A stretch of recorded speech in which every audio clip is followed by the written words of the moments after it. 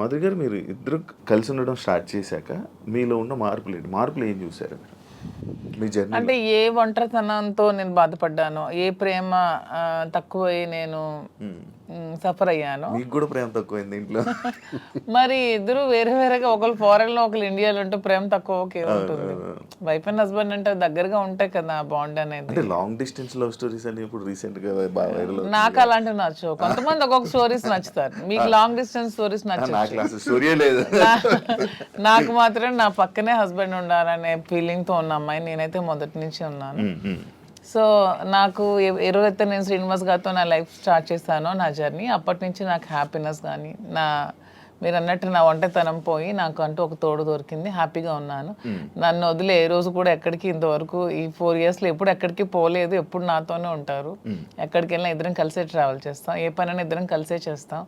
Even election campaign కానీ ఎక్కడికి వెళ్ళాలని అన్ని ఇద్దరం కలిసే చేస్తాం. నాకు చాలా హ్యాపీగా ఉంది. నేను కోరుకున్న జీవితం నాకు దొరికినట్టు అనిపిస్తుంది. మీ ఇద్దరి మధ్యన హ్యాపీగా ఉండొచ్చు, కానీ సొసైటీ కానీ లేకపోతే మీరు మిమ్మల్ని నమ్మి ఓట్లు వేయడానికి కానీ, లేకపోతే ఎవరైతే జనాలు ఉన్నారో వాళ్ళ మాటలను మీరు పట్టించుకుంటారా? సొసైటీకి మా వల్ల వచ్చిన ఇబ్బంది ఏంటి నాకు అర్థం కాదు. అంటే మీరు ఏం చూపిద్దామని అనుకుంటున్నారు? ఏం చూపిద్దాం? ఒక హస్బెండ్ తో డిఫరెంట్ ఒక అమ్మాయి, ఒక వైఫ్ తో డిఫరెంట్ అబ్బాయి కలిసి ఇంకొక పెళ్లి చేసుకుంటున్నాం. దానికి ఇంకేం చూపించాలనుకుంటున్నారు ఎవరైనా? దీంట్లో ఏం చూపిద్దాం అని మీరు అనుకుంటున్నారు? ఎందుకు మీరు అందరికీ మీకు ఇది నెగిటివ్ కనిపిస్తుంది? నాకు నా హస్బెండ్ తో డిఫరెన్సెస్ ఉన్నాయి, ఇతనికి ఈమె వైఫ్ తో డిఫరెన్సెస్ ఉన్నాయి. సో మా ఇద్దరం కలిపి ఒకటే అయ్యాం. దానిలో తప్పే ఉంది. ఎంతమంది సెకండ్ మ్యారేజ్ చేసుకోవట్లేదు? 3-4 పెళ్లిళ్ళు చేసుకుంటున్నారు. మేము 2వ పెళ్లి చేసుకున్నాం. దీంట్లో ఎందుకు అంత చెప్పకుండా చేసుకుంటున్నారు? 3 పెళ్లిళ్ళు 4 పెళ్లిళ్ళు చేసుకుంటున్నారు. పెళ్లిలో ఒకనే ప్రెగ్నెంట్లు చేస్తున్నారు, పిల్లల్ని కనేస్తున్నారు, వదిలేస్తున్నారు, వీధిని పడేస్తున్నారు. మేము అవేమీ చేయలేదు. మాకు డిఫరెన్సెస్ ఉన్నాయి, వీళ్ళకి డిఫరెన్స్ ఉన్నాయి. మా పబ్లిక్ చెప్పాం, మా ప్రజలకు చెప్పాం, మా ప్రజలకు చెప్పే మేము మొన్న ఎలక్షన్ చేసాం. ఎలక్షన్లో నేనే దగ్గరుండి చేశాను. వాళ్ళకి అన్ని నా గురించి తెలుసు. మా ఇద్దరిని దగ్గరుండి చేసాం. మా పిల్లల్ని చూసుకున్నాం. వీళ్ళ పిల్లలు పెళ్లి చేస్తారు, వీళ్ళ పిల్లలు సెటిల్మెంట్లు చదివించుకున్నాం. మేము గాలికి వదిలేదు కుటుంబాలకి. వీళ్ళ కుటుంబానికి ఆస్తి మొత్తం ఇచ్చేస్తున్నాడు, రోడ్డు మీదకి వచ్చారు. నేను నా తల్లిదండ్రుల ఆస్తితో నేను ఉన్నాను. నేను హస్బెండ్ నుంచి ఇంతవరకు నేను 1 రూపాయి కూడా నేను తీసుకోలేదు ఇంతవరకు. నేను నా పిల్లలు కానీ నాకు కానీ, నా పేరెంట్స్ నాకు ఏమైతే నాకు ఆస్తి నాకు వచ్చిందో ఆ యాన్సిస్ట్రల్ ప్రాపర్టీస్ మాత్రమే నేను నాకుతో పెట్టుకున్నాను. ఎవరికి మేము ఏం బాధ పట్టుకున్నా, ఎవరికి ఎందుకు మేమేం దీనివల్ల ఎవరై సఫర్ అయ్యేది ఏముంది? తిరిగి పైగా మా కార్యకర్తలు, మా ప్రజలు మీరు వచ్చి మైక్ పెట్టండి, చాలా చాలా హ్యాపీగా ఉన్నారు. ఎందుకంటే శ్రీనివాస్ గారి ఇంటికి వెళ్ళినప్పుడు ఏదైతే వాళ్ళకి లోటు ఉండేదో, అంటే వాణి సరిగ్గా చూసుకునేది కాదు, ఈవెన్ మంచినీళ్ళు కూడా ఇచ్చేది కాదు. హస్బెండ్కే చూడదు ఆమె, ప్రజలకి ఏం చూస్తుంది? ఇప్పుడు అదేమీ లేదు. నేను ప్రతి ఒక్క కార్యకర్తకి బాగా చూసుకుంటానని వాళ్ళకి నమ్మకం కలిగి నా దగ్గర రావడం స్టార్ట్ చేశారు. నాతో ట్రావెల్ చేస్తున్నారు, నన్ను అభిమానిస్తున్నారు, ఆదరిస్తున్నారు, నన్ను అమ్మలాగా చూసుకుంటున్నారు అందరూ కూడా. ఇప్పుడు 22లో ఈ గొడవ స్టార్ట్ అయింది. 24లో నేను ఎమ్మెల్యే పోటీ చేశాను. నా మీద పోటీ చేసి గెలిచినటువంటి అచ్చెన్నాయుడు రాష్ట్ర తెలుగుదేశం పార్టీ అధ్యక్షుడు ఎన్నికల ముందు ఏం చెప్పాడు? రాష్ట్రంలో హైయెస్ట్ మెజారిటీ నాదే, అబౌట్ 70,000 ఓట్స్ అన్నాడు. నిజానికి కూటమి ప్రభుత్వంలో ఎవడు నామినేషన్ వేసినా 40,000, 50,000, 60,000తో గెలిచారు. మా జిల్లాలోనే 4 ఎమ్మెల్యేలు కొత్తోళ్ళు, మొక్కం తెలియనోళ్ళు కూడా, ధర్మాన ప్రసాద్ లాంటి వ్యక్తి మీద కూడా 3 రోజుల ముందు వచ్చి నామినేషన్ వేసి 54,000 మెజార్టీతో గెలిచాడు. మరి అచ్చెన్నాయుడు ఎంతతో గెలవాలి? కనీసం 70తో గెలవాలి కదా. 30, నా 73,000 ఓట్లు. ఇవన్నీ తెలిసి ప్రజలు నాకెందుకు ఇంకా నైతికంగా బలంగానే ఉంచారు. నైతికంగా అచ్చెన్నాయుడు ఓడిపోయినట్టే. కిందోళ్ళందరికి ఒక్క 15 రోజుల ముందు వచ్చిన వాళ్ళందరికి కూడా 40,000, 50,000 మెజారిటీలు వచ్చి నీకేం 30,000? అంటే ప్రజలే 1,000 వ్యతిరేకించుంటే అచ్చెన్నాయుడికి 70,000 రావాలి కదా. ఇంత వేవ్లో కూడా అచ్చెన్నాయుడు అతి తక్కువ ఓట్ల తేడాతో గెలిచాడు కదా. సో నేను గతసారి ఎంపీకి పోయినా 3,100 తేడా నాది. వాళ్ళకి మాకు ఎప్పుడు వెరీ లెస్ మార్జిన్, 3,000, 3,500. సో వీడు ఇలాంటోడు సంఘ వ్యతిరేకమైన పని చేసాడు, కొట్టండి అనుకుంటే నాకు 20-30,000 ఓట్లకి తగ్గి కుదించేసి ఆయనకు 1,00,000 మెజారిటీ ఇవ్వచ్చు. అది జరగల ఇంత వేవ్లో కూడా. అదే మాకు ప్రజల్లో. అయినా పర్సనల్ లైఫ్ ని ప్రైవేట్ లైఫ్ కి ఏంటి సంబంధం అండి? ఇది మా ఫ్యామిలీస్ మధ్యలో ఉన్న డిస్టర్బెన్సెస్ తో మేము ఒకటే. పర్సనల్ లైఫ్ ప్రైవేట్ రహస్యంగా ఉంటూ అబద్ధాలు ఎవడైతే ఆడతాడో వాడు దొంగ. పర్సనల్ లైఫ్ ను ఓపెన్ గా తెరచిన పుస్తకంలో జనం ముందు చెప్పేస్తే దొంగలు ఎలా అవుతాము? వాస్తవం చెప్పిన వాళ్ళు అవుతాం. ప్రజలే గుర్తించారు, ప్రజలే గౌరవిస్తున్నారు. ఈ రోజు మాకున్న గౌరవం పెరిగింది సమాజంలో. ప్రతి ఒక్కళ్ళు ఎక్కడ చూసినా సార్ ఒక సెల్ఫీ అంటారు. కార్లు ఓవర్టేక్ చేసుకుని పరిగెట్టుగా స్పీడ్గా వచ్చి ఫోటో కావాలని అడుగుతున్నారు. డాక్టర్స్, ఇంజనీర్లు, పెద్ద పెద్ద ఎంప్లాయీస్, ఉన్నత స్థాయి వాళ్ళు, పోలీస్ ఆఫీసర్స్, పెద్ద పెద్దోళ్ళు కూడా. ఒక పెద్ద ఆఫీసర్ అయితే మొన్న చేయి తీసుకొని గుండె మీదలో పెట్టుకొని పెద్దగా ఊపిరి తీసాడు. ఏం సార్ ఏంటి అంత ఎమోషన్ అవుతున్నారు ఏంటంటే, మీరంటే నాకు ఇష్టం సార్. ఆయన ఏం అర్థం చేసుకున్నారు? పెద్ద ఆఫీసర్. ఇంకా చాలా మంది పేర్లు చెప్పకూడదు.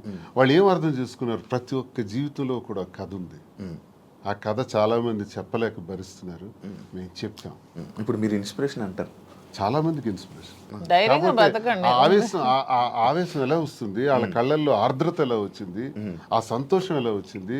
1600 ఉన్నటువంటి యూట్యూబ్ మా ఫాలోవర్స్ ఈ రోజు లక్షలా దాటారు. 1,45,00,000 వ్యూవర్షిప్ ఎలా వచ్చింది? ఇదంతా ఎక్కడి నుంచి వచ్చింది?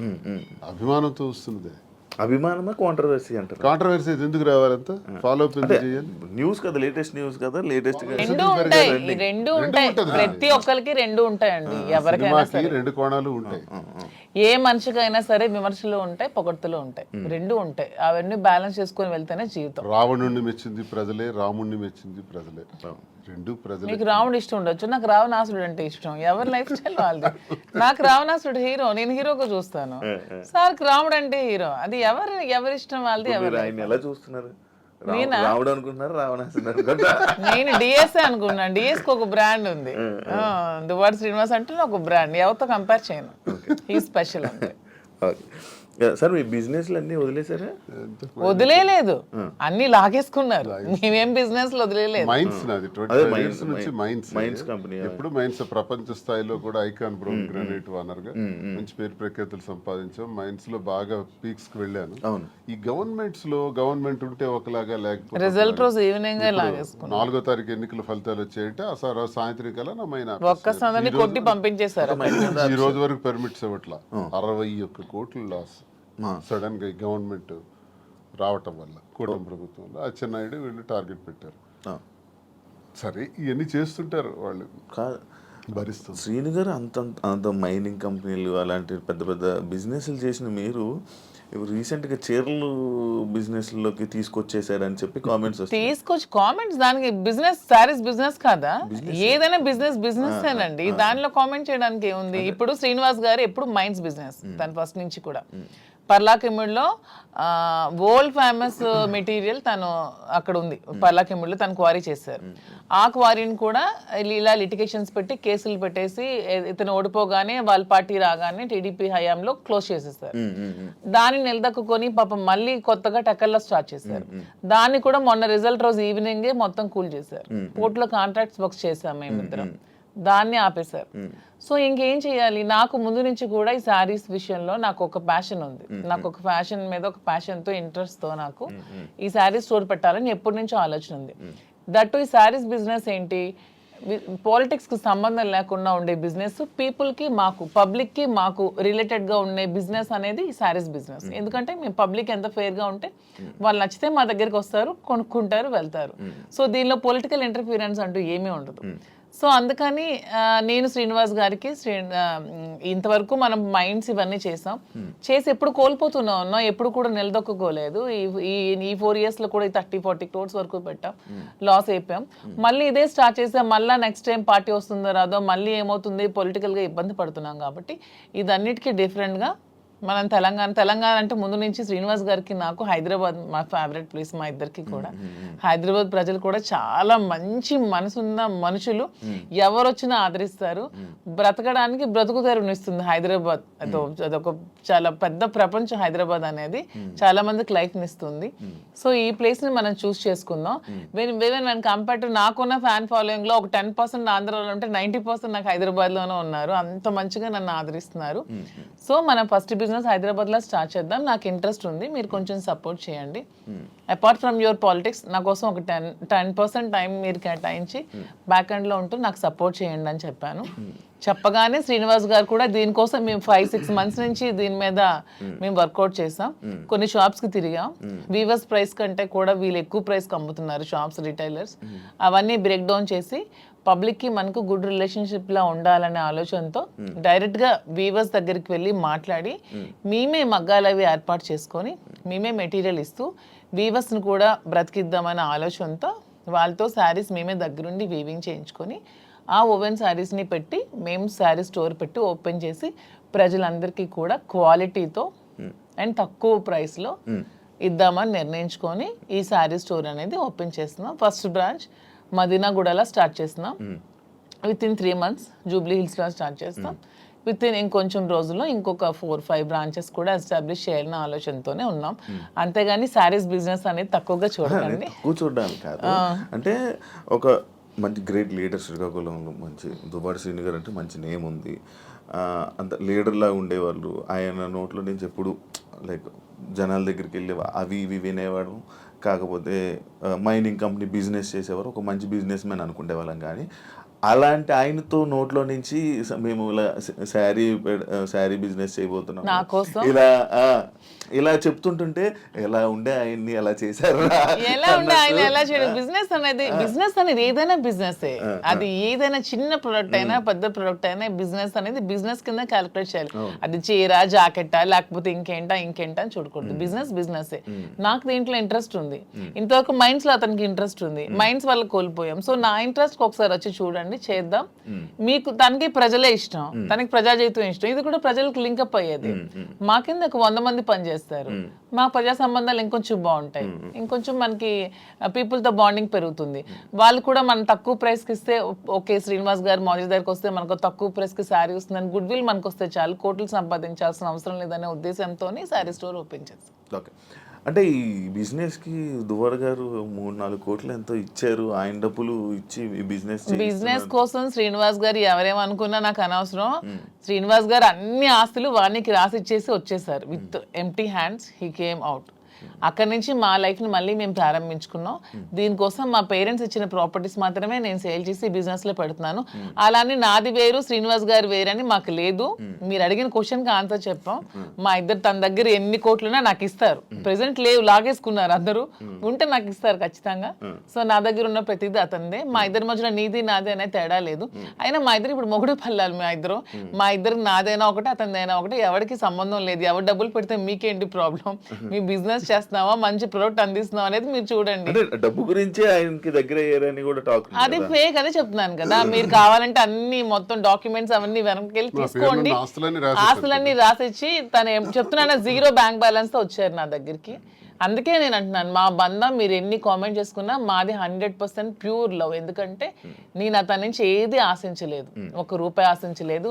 అతను పదవిలో లేరు, నేను పదవిని ఆశించడానికి. అతను డబ్బులు లేవు, డబ్బు ఆశించడానికి. ఏమి ఆశించుకున్నా 100% అతని మనసు, అతని వ్యక్తిత్వం, అతని హానెస్టీ, అతని హంబుల్నెస్ ఇవే చూసి నేను ఇష్టపడ్డాను. దాంతోనే ఇప్పుడు కలిసి ఉన్నాం.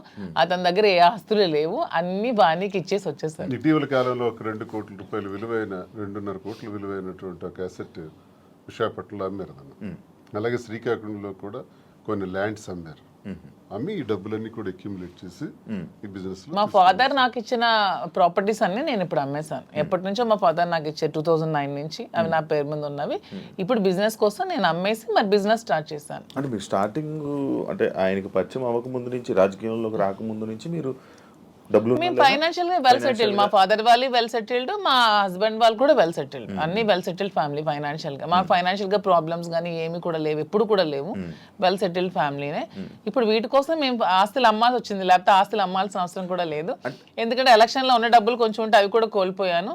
మా ఇద్దరు ఉండడానికి ఇల్లు కూడా కట్టుకున్నాం, దానికోసం కొంచెం డబ్బులు పెట్టవలసి వచ్చింది. సో ఇప్పుడు మళ్ళీ బిజినెస్ స్టార్ట్ చేయడానికి ఈ ప్రాపర్టీస్ అమ్మాల్సి వచ్చింది. లైక్ అంటే ఈ కామెంట్స్ రావడానికి గల రీజన్స్ ఏంటంటే, మీరు అది కొన్ని వీడియోస్ మీ డ్యాన్స్ చే సంబంధించిన వీడియోస్ కొన్ని సోషల్ మీడియాలో వైరల్ అవ్వడం జరుగుతుంది. అది మీరేనా? అది ఇప్పటికీ చెప్తున్నాను, అది నేను కాదు. అసలు ఆ మనిషి కూడా నాలాగా లేదు. అది ఎందుకు ఎవరికి అనిపించిందో, ఎవరికి పెట్టాలనిపించిందో కావాలనే కూటమి ప్రభుత్వం వాళ్ళే ఖచ్చితంగా దీన్ని ఈ పిల్ల సైనికులు ఉంటారు కదా, బచ్చగాళ్ళు, ఆ బచ్చగాళ్ళు ఈ కొంతమంది కలిపి ఐటీడీపీ అని ఇదొన్న పేజ్లో పెట్టి అనవసరంగా ట్రోల్ చేశారు. అలానే డాన్స్ చేసే అమ్మాయిని నేనేం కామెంట్ చేయట్లేదు. నాకు రికార్డింగ్ డాన్స్లు నాకు స్టేజ్ల మీద డాన్స్ చేసుకోవాల్సిన అవసరం నాకైతే ఎప్పుడూ లేదు. ఎనీబడి కెన్ ప్రూవ్ చేసుకోండి. సార్ అప్పుడే చెప్పారు ప్రూవ్ చేసుకుంటే నేను 1 crore rupees వాళ్ళకి గిఫ్ట్ ఇస్తానని. ఇప్పుడు ఈ మధ్య మొన్న ఛానల్లో కూడా అడిగారు. నాకు అవసరం లేదు. అలానే నేను ఒకటే చెప్తున్నాను, ఎవరి బ్రతుకుతారు కోసం వాళ్ళు చేసుకుంటారు. ఇదే డాన్స్ స్టేజ్ మీద పబ్లిక్ గా బట్టలు ఇప్పి చేస్తున్నారు, వాళ్ళేమో హీరోయిన్లు అంటున్నారు. స్టేజ్ మీద చేస్తే స్టేజ్ రికార్డింగ్ డాన్సర్లు అన్నారు, నానా రకాల పేరు పడుతున్నారు. నేను ఎవరు అమ్మాయిని కామెంట్ చేయట్లేదు. నాకైతే మీరు వెళ్ళి మా ప్లేస్ లో ఎంక్వైరీ చేసుకోండి, నేను పుట్టిన ప్లేస్ లో మా అత్తగారి ప్లేస్ లో. ఈ విమర్శలు చేసేవాళ్ళు ఎవరైనా ఆ అమ్మాయి మాధురి అని ప్రూవ్ చేస్తే 1 crore ఇస్తాం. ఒకవేళ వాళ్ళు ప్రూవ్ చేయలేకపోతే వాళ్ళు సరెండర్ అవుతామంటే అమ్మాయి ఎవరో కూడా మేమే తెచ్చి పెడతాం. ఎందుకు అమ్మాయిని బయటికి లాగాలి, పెళ్లి చేసుకునే హ్యాపీగా ఉంది కాబట్టి. మాకు అమ్మాయి తెలుసు, అది ఏ రికార్డింగ్ డ్యాన్స్ ట్రూపో కూడా తెలుసు. కానీ అలాగ అమ్మాయినే మాధురి అని చూపించిన వాళ్ళకి నేను అంటున్నది 1 crore మీకు బహుమానం కింద ఇస్తాను, దయచేసి అది ప్రూవ్ చేయండి అంటున్నాను. అంటే చీప్ ట్రిక్స్ ప్లే చేయడం, ట్రోల్ చేసి ఎందుకు అలా ట్రోల్ చేయాల్సిన అవసరం ఏముందో నాకు అర్థం కాదు. అలా చేస్తే ఏమొస్తుంది? అంటే ఇప్పుడు మాధురికి నాకు మేము ఒక మనసుతో ఉన్నాం కదా, మరి అలా చేస్తే ఏమొస్తుంది మీకు? ఎవడా చేసేవాడు? రికార్డింగ్ డాన్స్ చేసే అమ్మాయిని పెళ్లి చేసుకుని రికార్డింగ్ డాన్స్ అమ్మాయిని ఓవర్సీని పెళ్లి చేసుకుని నీకేంటి నొప్పి? పెట్టినోడికి ఏంటి నొప్పి? అలాగైతే మీరు డాన్స్ చేసి మీరే ఒప్పుకున్నట్టు. నేను కాదు కదా, నేను ఒప్పుకోవడానికి అమ్మాయి నేను కాదు. నేనైతే నిజంగా నేను ఒప్పుకుంటాను. I'm very bold and straight forward. నేను ఒప్పుకుంటాను. If it is me I will agree. నేనే అదా, నేను డాన్స్ చేసిన వీడియోస్ చాలా ఉన్నాయి, నేను పెట్టుకుంటున్నాను కదా.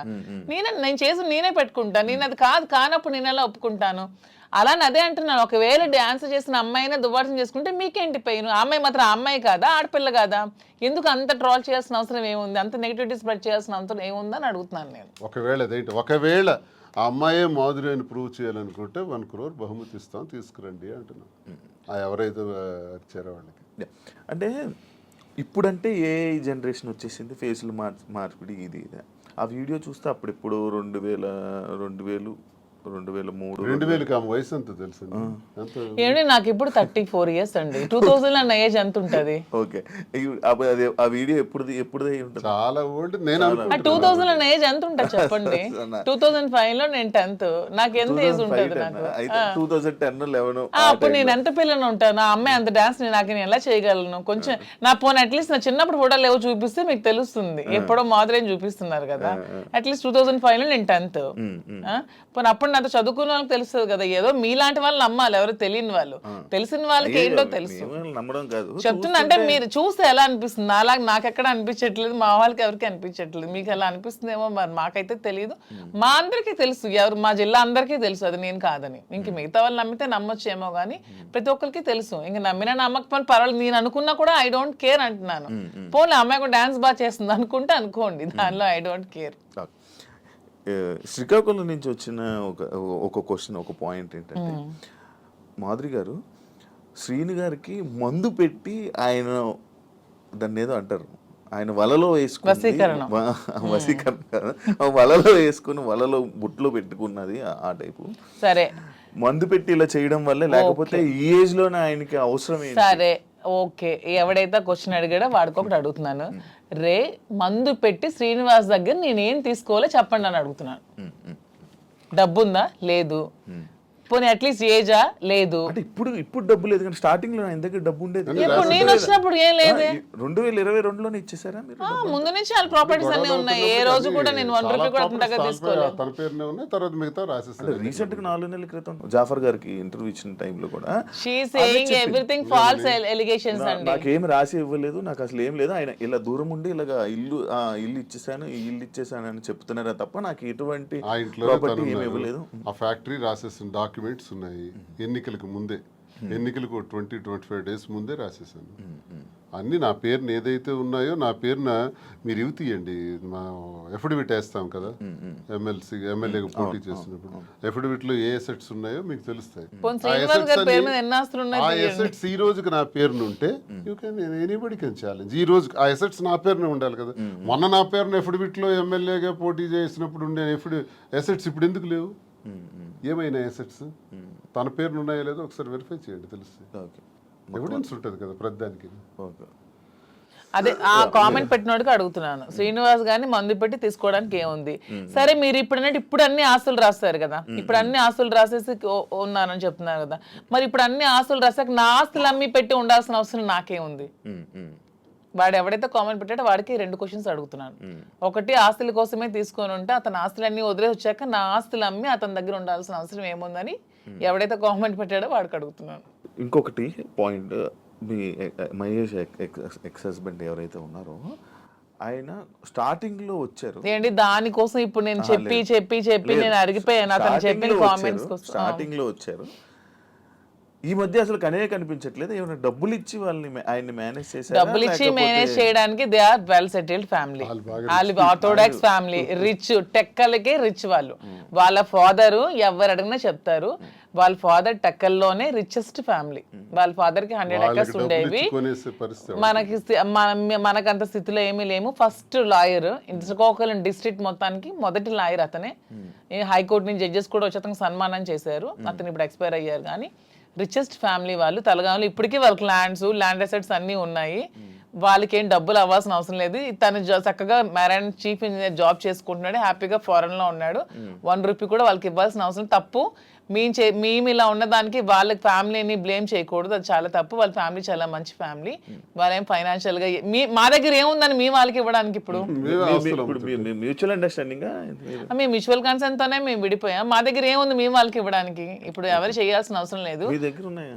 వాళ్ళు అమ్ముతున్నాం, అదే ఆస్తులు బిజినెస్ కోసం ఆస్తులు అమ్ముతున్నాం. చాలా వరకు అమ్మాలి, పెట్టుబడులు చాలా ఎక్కువ అవసరం కదా, కొంచెం భారీగానే చేయాలనుకుంటున్నాం కాబట్టి బిజినెస్. సో అందుకని వాళ్ళని తప్పు పట్టడం అనేది చాలా తప్పు. వాళ్ళని ఎవరైతే కామెంట్ చేస్తారు దేవుడు కూడా క్షమించుడు అలా అంటే, అది చాలా తప్పు.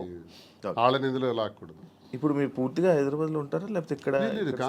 శ్రీనివాస్ గారు కంప్లీట్ గా అక్కడే ఉంటారండి.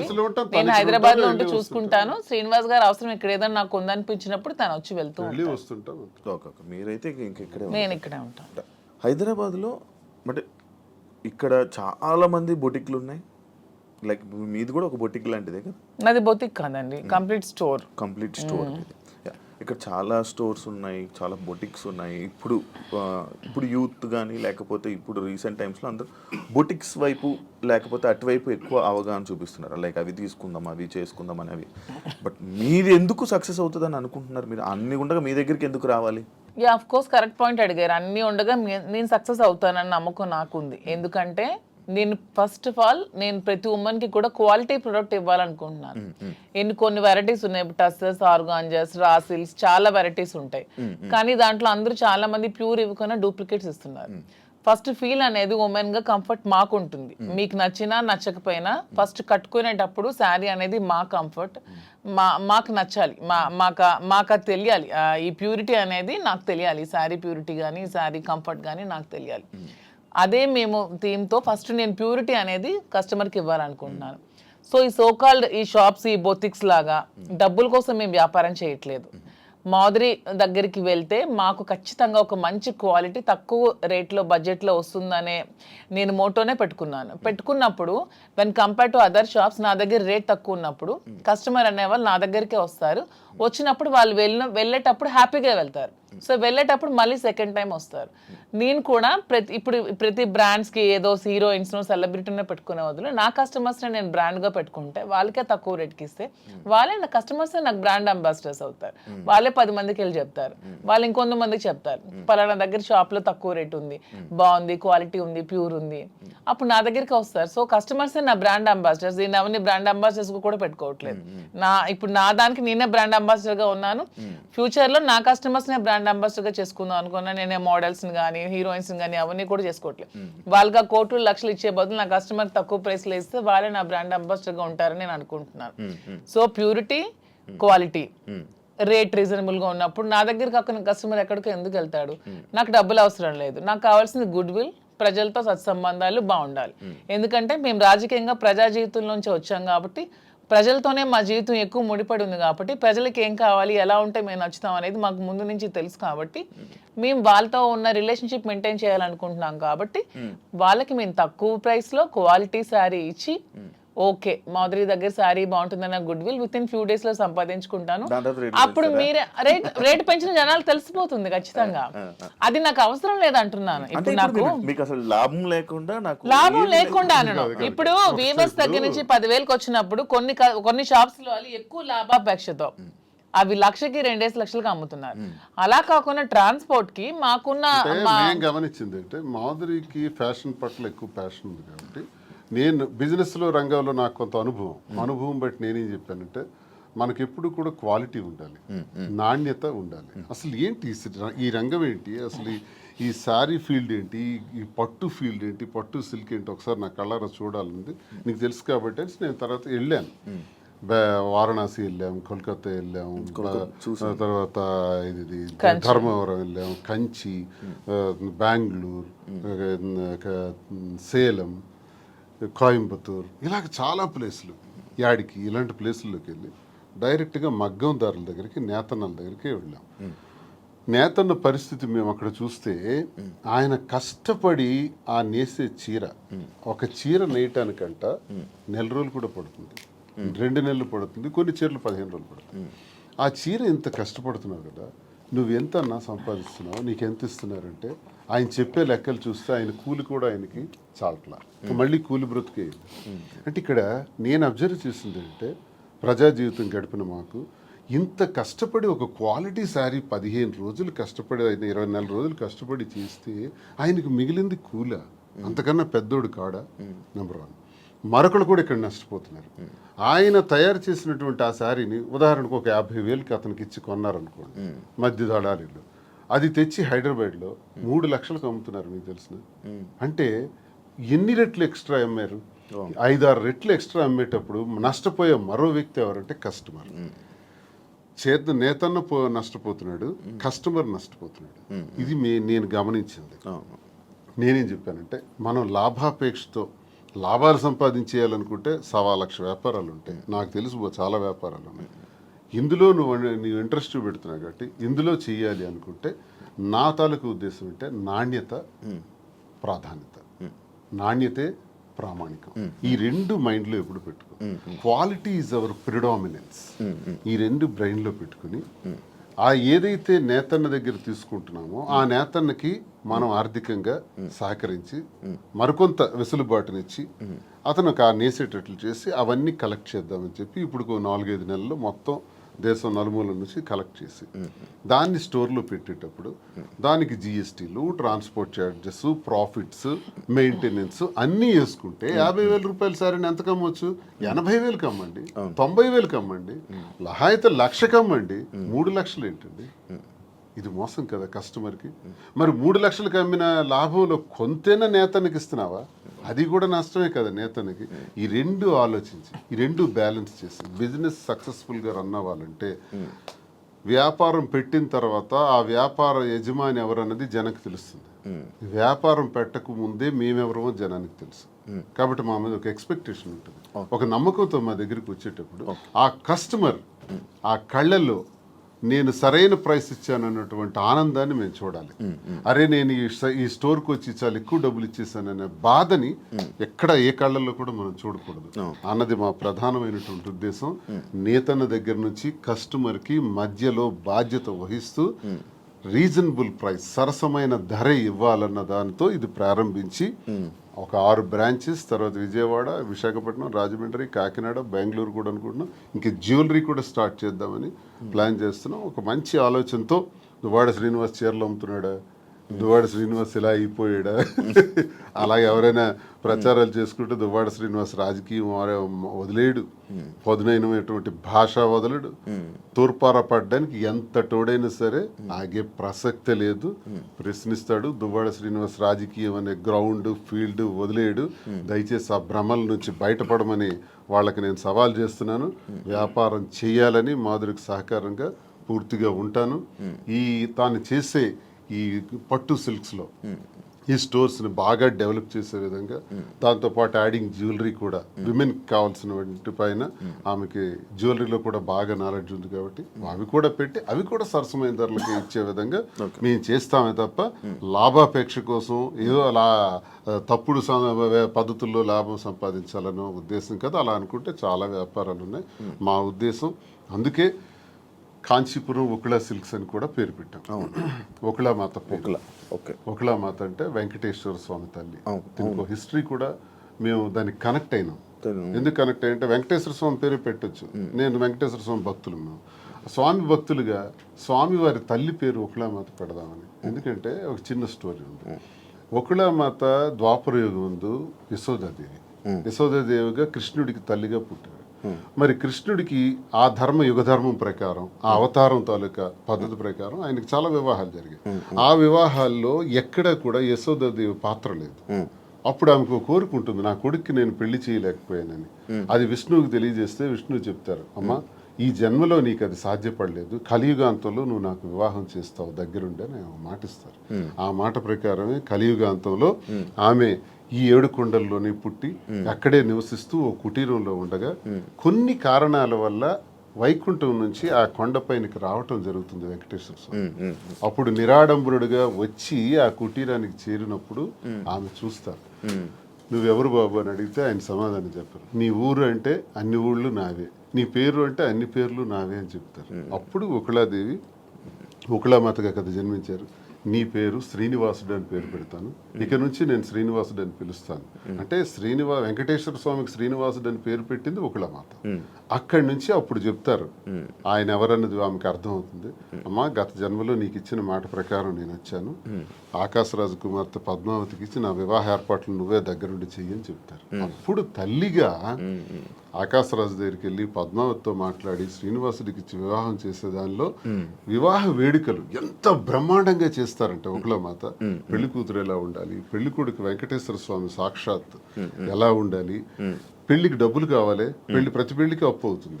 అందుకే ఆ అప్పు కోసం కుబేరుడి దగ్గర అప్పు తెచ్చి పెళ్లి చేయటం, ఆ అప్పే ఇప్పటి వరకు వెంకటేశ్వర స్వామి వడ్డీ కాసులు వాడిగా తీర్చుతుంటారు.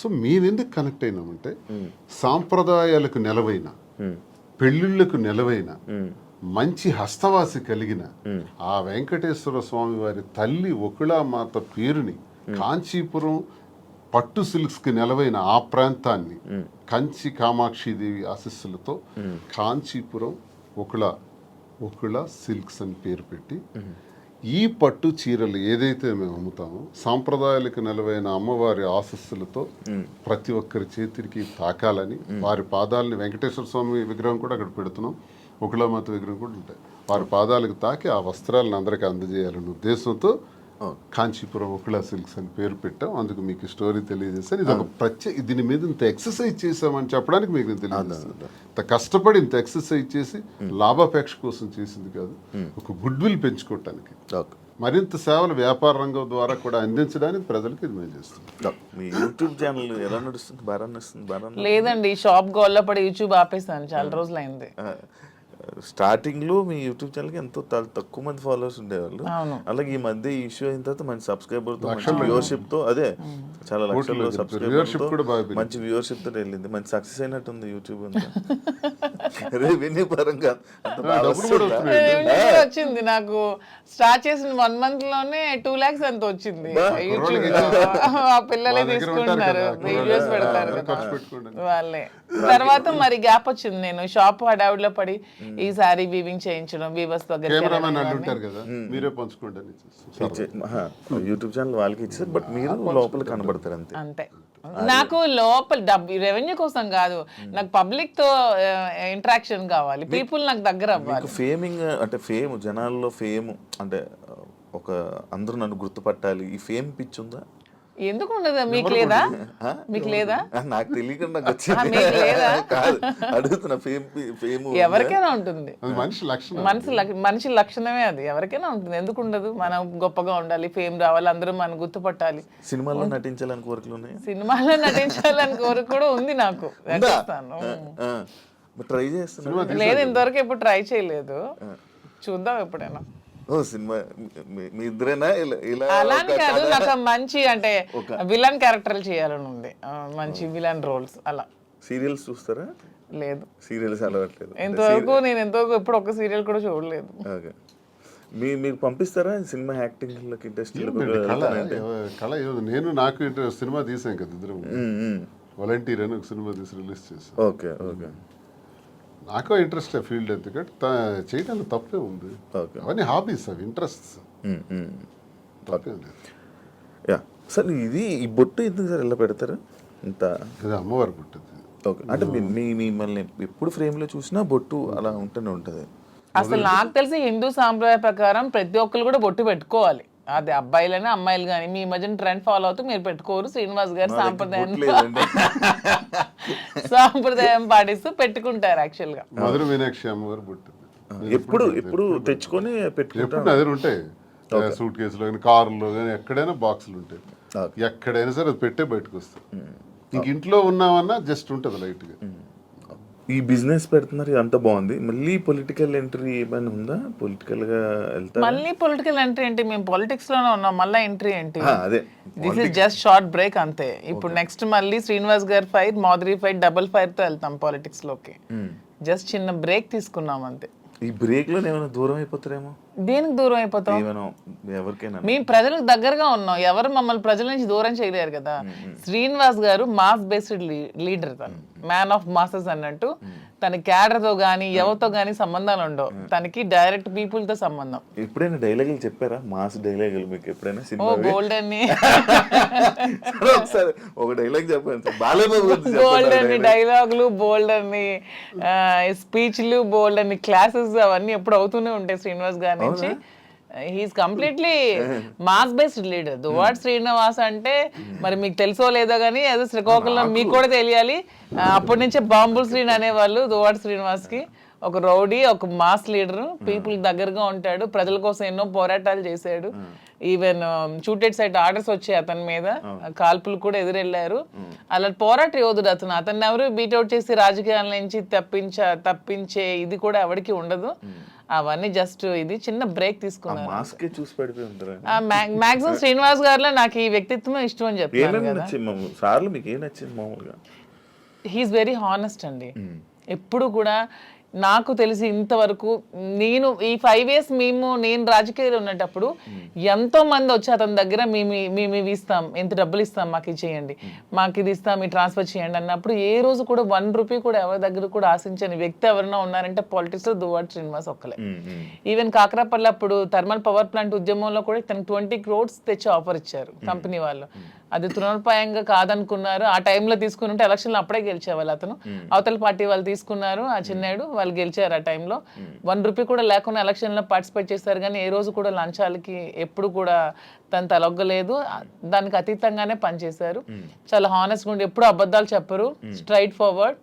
ఎవరు ఏదైనా ప్రత్యర్థుల మీద విరుచుకు పడతారు, చాలా ఫ్రాంక్ గా ఉంటారు. తన నమ్ముకున్న నాయకుడి కోసం ఎంతవరకైనా వెళ్తారు. జగన్మోహన్ రెడ్డి అంటే అతనికి చాలా ఇష్టం, దైవ సమానులుగా భావిస్తారు. అతని కోసం మానవ బాంబులా కూడా ఉంటారు. అంటే అతని కోసం జగన్మోహన్ రెడ్డి కోసం అటాక్ అంటే వెళ్ళి ఎదురుగా నిలబడమన్నా నిలబడతారు. నమ్ముకున్న వ్యక్తి కోసం ప్రాణం ఇచ్చే టైప్. సో ఇంత మంచి క్వాలిటీస్ ఎవరిలో ఉంటే ఎవరైనా ఇష్టపడతారు. ఒక పాయింట్ మధ్యలో, శ్రీని గారు అబద్ధాలు ఆడరండి? అస్సలు ఆడరు. మీరు ఎప్పుడు అబద్ధం ఆడలేదు మీ వైఫ్ వాణి గారి దగ్గర? కానీ అక్కడ నేను అబద్ధం ఎప్పుడు దేనికి ఆడాలి? అన్ని ఫెయిర్ గానే ఉంటాను నేను. ఓకే. ఇప్పుడు ఈ విషయాన్ని ఫెయిర్ గా ఉండడం వల్లే ఎక్కువ గొడవలు అయ్యి అర్థం చేసుకోవాలి అతన్ని. ఓకే. అదే మా ధైర్యం. ఇప్పుడు అవినీతి అక్రమాలు, భూదందాలు, అధికార దుర్వినియోగం చేస్తే ఇప్పుడు కూటమి ప్రభుత్వంకి బెస్ట్ ఛాన్స్. నా మీద అవన్నీ తీయొచ్చు, లోపల ఇయ్యొచ్చు. నేను ఇంత టార్గెట్ చేసి మాట్లాడదాను కదా. ఇంతమంది నాయకుల మీద ఎన్ని ఉంటాయి కానీ ఇతని మీద ఏం ఉండవు, క్లీన్ చిట్ తో ఉంటారు. జరగడానికి వీళ్ళు నేను చేయను, అదే నా ధైర్యం. మీరు అదే ఇందాక మర్చిపోయాను, మీరు ఏం డైలాగ్ ఎప్పుడైనా చెప్పారా మాధురి గారికి? ఏమైనా ప్రపోజ్ చేసినప్పుడు కానీ లేకపోతే అప్పుడప్పుడు ఏమైనా చెప్తా ఉంటారు? న్యాచురల్ గా ఉంటుంది తప్ప డైలాగ్స్ ఇవన్నీ కావు. తనకి ఆ రకంగా నాలో ఉన్న క్వాలిటీస్ నచ్చిండొచ్చు. ఆమెలో ఉన్నటువంటి ప్రేమతత్వం నాకు నచ్చింది. అదే కదా నేను కోల్పోయాను. ఆమె దగ్గర అదే పొందాను. నా కోసం పాపం అన్యాయం అయిపోయింది, ఒంటరి అయిపోయింది, కన్నవారు అత్తవారి దగ్గర మాట పడింది. సమాజంలో చాలా మంది ఏకాకిం చేసేసినారు. ఈ పరిస్థితుల్లో ఏం చేయాలి? నా పిల్లలు బాగానే ఉన్నారు, నా భార్య అందరూ బాగానే ఉన్నారు, ఆస్తులు రాసేసాను. సో వదిలేద్దామా? మా కోసం త్యాగం చేసిన అమ్మాయికి మేమే రాజకీయాల్లో తీసుకొచ్చి విడిచిపెట్టేస్తే ఒకవేళ ఏదైనా జరిగితే మనసు చిన్నది చేసుకుంటే ఆ పాపం మాకు చుట్టదా? మరి అలా ఉండేటువంటి అమ్మాయికి భరోసాగా నేను నిలబడ్డాను. నిలబడి నేను త్యాగం నేను నిలబడటం గొప్పతనం కాదు, నా అలాంటి వాడి కోసం ఆమె నిలబడటం గొప్పతనం. నా జీవితం అంతా కూడా కేసులు, గొడవలు, ఇబ్బందులు, శత్రువులు, శత్రువర్గాలు చాలా ఎక్కువ.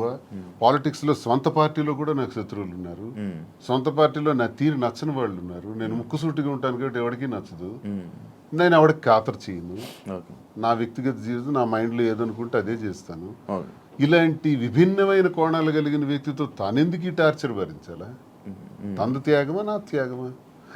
ఇన్ని బాధల మధ్య నేను భరోసాగా ఉండి మేము కలవాల్సిన పరిస్థితి వచ్చిందే తప్ప మేమేదో సమాజానికి చేసింది ఏదో ఇలా ఉండొచ్చా, ఇలా చెయ్యొచ్చా, ఇలా మీకే ప్రశ్నించబడిన వాళ్ళు చాలా మంది అనొచ్చు, ఏం సందేశం ఇస్తాడు, ఇవన్నీ అంటే ఇది మా పరిస్థితి. అన్నీ ఎక్స్ప్లెయిన్ చేసాం. బాగుంది. దయచేసి విమర్శించేవాడు కూడా మీరు చాలా సందేశాలు మీవి తీస్తే బోల్డ్ ఉంటాయి. ఓకే.